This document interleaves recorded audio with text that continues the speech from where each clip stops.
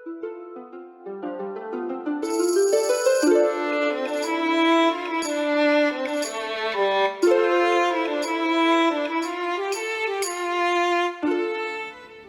pipotes, barrís, tonéis... Son moitas palabras as que temos para dar nome a estes recipientes. Os mesmos que servían dende a elaboración do viño ata o transporte e a súa comercialización.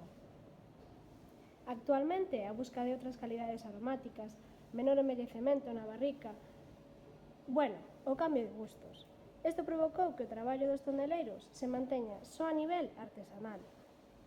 Moitos destes maestros, por desgraza, tamén desapareceron. Pero seguramente que algunha destas pezas saliron dende aquí para levar o seu viño moito máis alá das nosas fronteiras. A diferencia dos toneleiros, os cubeiros facían bocois e cubas de gran tamaño que montaban dentro das adegas posto que non cobían polas portas. Compartían as ferramentas cos toneleiros, iso sí, adaptándoas a cada uso e a diferentes traballos. Tamén deberían seleccionar a madeira máis axeitada a realizar un montón de cálculos matemáticos. A diferencia tamén dos toneleiros, estes adicábanse á monta de cubas e barricas cando había maior demanda, o resto do ano adicábanse á carpintería.